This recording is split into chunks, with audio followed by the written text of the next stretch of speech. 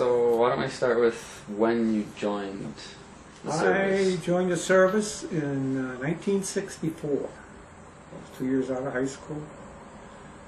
They had a draft back then. So I was actually drafted with a number, and then they did call you when you wanted to go in, when they wanted you. So instead of waiting for that, I decided to go in. Well, I didn't want to go in the Army, so I'm going to do a little physical. Challenged me a little bit in the physical, so I went and joined the Marines. They put you through a little questionnaire and all that, why you want to join, this, blah, blah, blah. So then they accepted me. So October of '64, I said goodbye to my parents and jumped on a plane. Went to Camp Pendleton, California. We left probably in the evening about 6 o'clock. We got down to Pendleton about 8 o'clock, somewhere 9 o'clock at night. And the time we went through all we had to go through, you take all your clothes off, they give you all new gear, they give you a haircut, and they shave you. And the time you get to bed, it was 2 o'clock in the morning. Remember that. So, wow, finally get to bed. And you get up at 5. And the guy tells me, when you hear me flip that switch, I want you guys out of bed before the light goes on.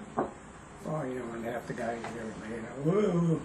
Drill sergeant comes over and just throws him right out of bed. I said, what the heck did I get myself into? So that at that point, basic training was started. That's what started. So how long did basic training go for? I think it's 12 weeks. I got in October, November, December. Yeah, 12 weeks, because it was after Christmas before I got out of boot camp. So what would like a day in basic training entail? A day in basic training, well, what they do is they try to, they want to make you into a unit. Everybody pulls for everybody. So the first thing they do is they tear you down. You know, you're doing everything wrong. They call you every name in the book. They set you up in platoons. There's about 4 platoons. So I was in platoon 196, and I joined for 4 years. And a lot of the guys in my unit were only in for 6 months active, and the rest was reserve. So it was only about a handful of us that were in the full 4-year term. But it didn't make any difference. They treated everybody the same, like dirt, till they started rebuilding you the way they wanted you to react to everything. I remember a time in boot camp where they liked that, they'd call you every name in the book there, and right at your face like that. Yeah, we were out taking care of grass in front of our hooches, and we had a rake, and the drill instructor was standing behind me, and I was thinking, oh boy, what is he going to yell me at for? And a guy walked by, and I didn't pay any attention to him. I walked by, and it was a lieutenant, and I didn't salute him. That's a no. So he called me over there, and boom, started beating the crap out of me. Of course, you can't do that today. You can't touch it. So I was down there trying to get my breath because it knocked the wind out of me. And he says, "No, you're down there." He says, "I want to give me 100 push-ups. I want to hear them." So I'm down there at 1, trying to get my breath and doing push-ups. I got to 10. He says, "I don't hear you. Start over." I was there about 20 minutes, and he finally, I couldn't do anymore. I couldn't do anything. So he said, "Get up there and get back to your barrack." But that's kind of how they try to knock you down like that. So when you do graduate, they start building you up after they knock you down into what they feel you should become. So once you did finish basic training, where did you go from there? Well, after basics, they call it second ITR, and that's still in Pendleton, but it's an upgrade where they teach you all about combat. How to, get in the foxhole, how to, formations, walking fields, everything in a combat zone. You learn how to do it, and you're required to shoot a rifle once a year to qualify. They call it. You're either a marksman, a sharpshooter, or an expert. But once a year, you have to fire the rifle at the range. And you got, I think it's 6 weeks of that. And then you're assigned, well, when you do go in during the boot camp process, you take some tests. They figure out what you're good at, and all that stuff, and what your MOS is. MOS is what they're going to be in. Either infantryman, mechanic, whatever. They get field. They want radar. My MOS was a 2142. It was a LVT, which is a personnel carrier mechanic. So then from there, after the second ITR, you go to school for another 6 weeks, learning all about these V12 Continental engines, which were in the LVTs.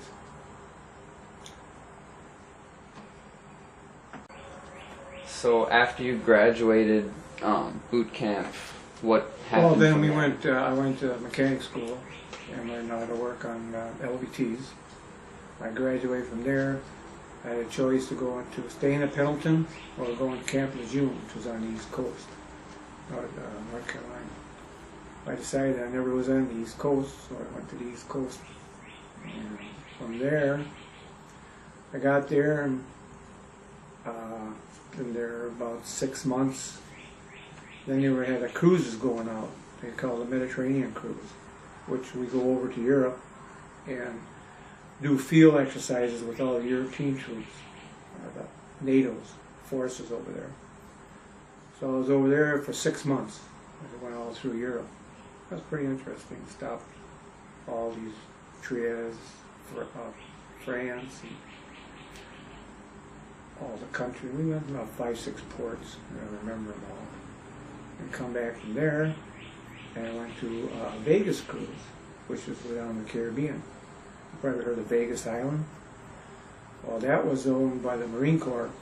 Half the island was the Marine Corps. That was all training on there for that. And we went down there for 4.5 months. Just maneuvers, they call them. You come off the ship and you go ashore and you take the troops out and all. And got back from there, 66, 67, I stayed in Lejeune.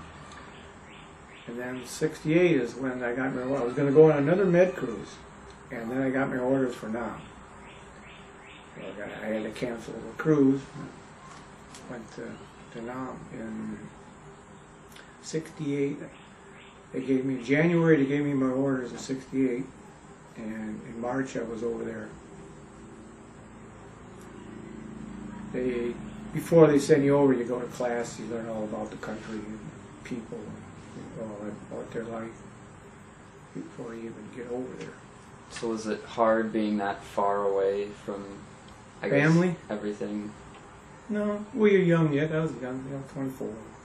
So it really wasn't a big deal. That was kind of exciting to see new places that you never seen before. Were you able to stay connected? Oh, yeah. Well, we write a lot of letters. Back then it was letter writing. It wasn't. Yeah. There's no more phone things like that. You know. That was all letters. I'd have to write home. I try to write home at least once a month. But, Were you able to share exactly where you were, or at any given time?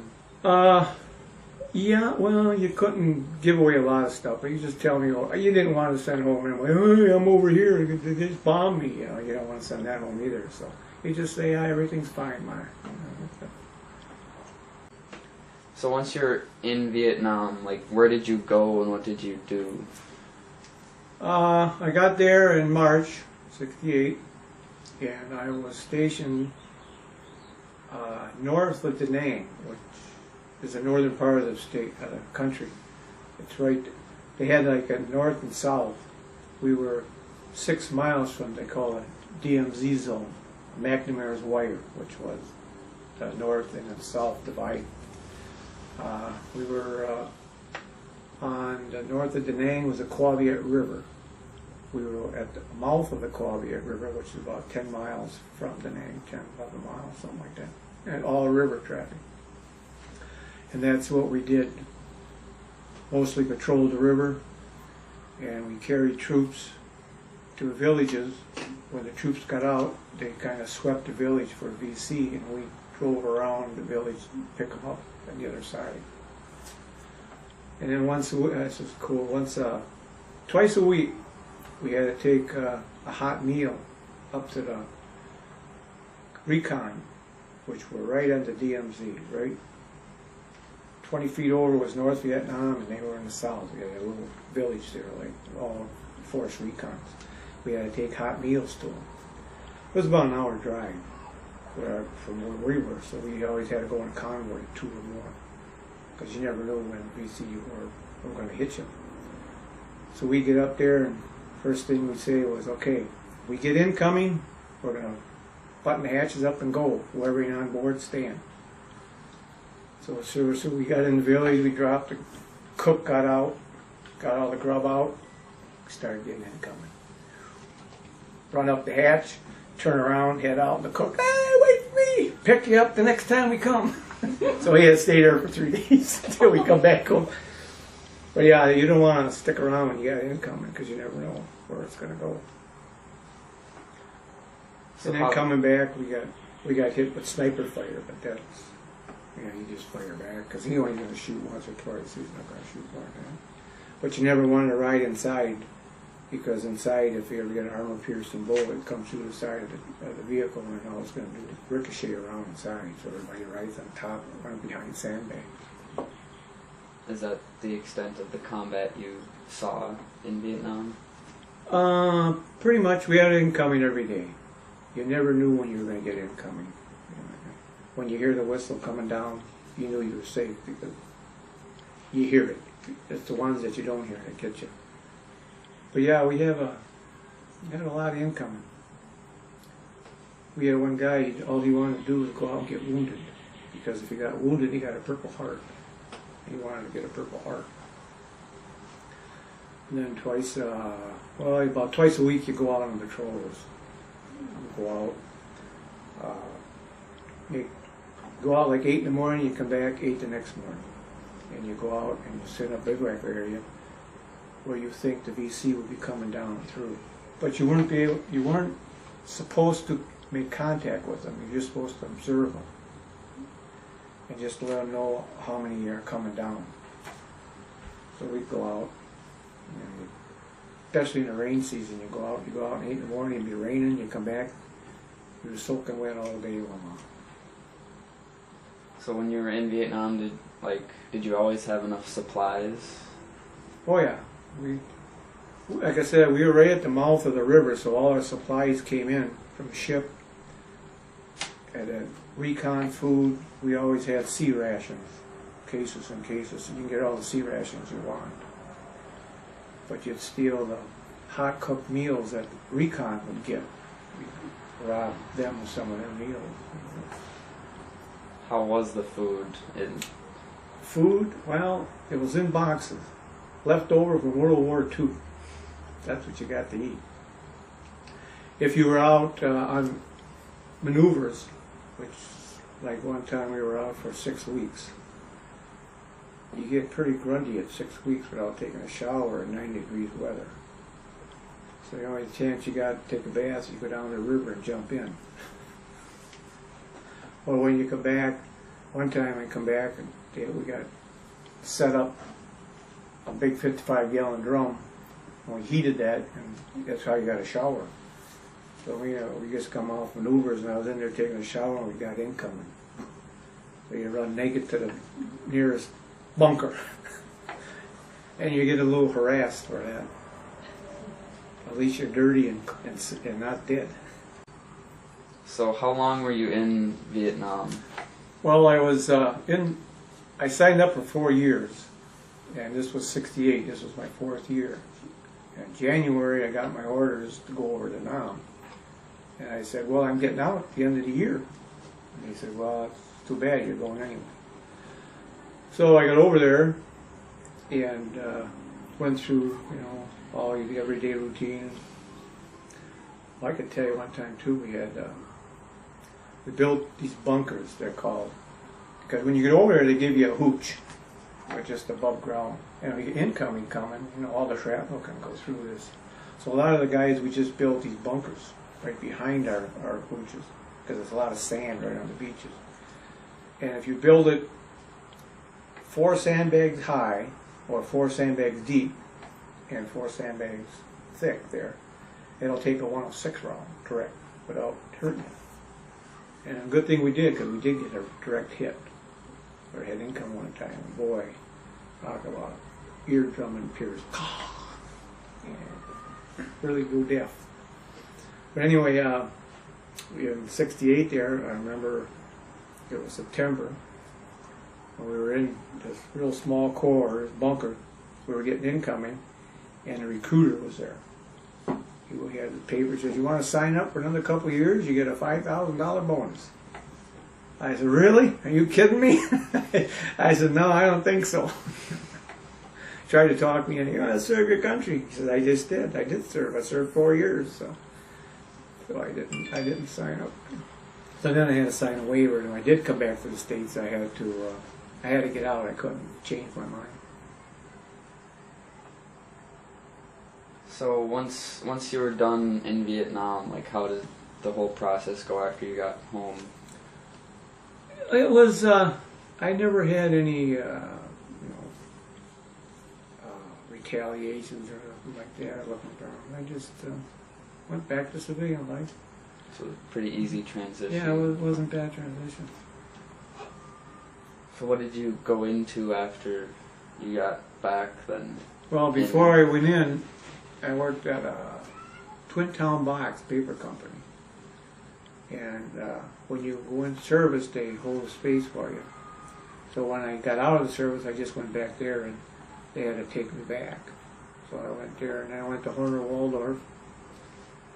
And then the post office had a position opening, so I went there. And I got in the post office as a mechanic, a garageman. And that's where I got my 30 years.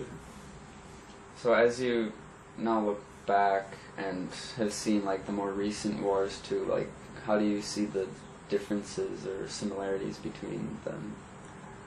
Well, the similarities are they go into these battles, they don't really want to win them. All they want to do is check the enemy. They don't want to. In Nam was the same way. We never really lost any of those battles over there. Never lost a one, but we never could win over everybody either, because the politicians would stop everybody from going any further than what we were doing. And we'd fall back, and then the enemy would come at us again, and then we'd push them back. And don't go any further. Don't do anything. You know, we don't want to look bad in the world. And I think the same thing in Afghanistan and Iraq now. You know, we only go so far. We don't go to win. We just go to put everything in check. And that's where I think is wrong. I think we should just go over there. But that's only my opinion.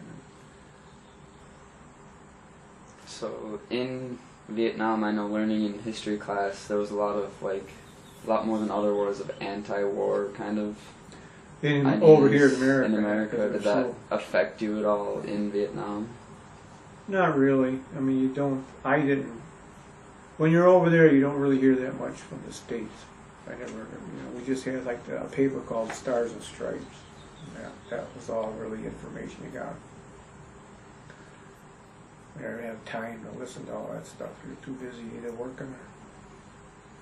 So while you were in Vietnam, was there anything like you had to for good luck or anything, or something you always had with you, or? Good luck time? No. Yeah. Never had nothing there. You always keep your ears open. The first thing they teach you to do during incoming is to hit the ground. Because when the rounds come in, they go up. They explode upward. So you're not laying the closer you are to the ground, the better chance you have of surviving.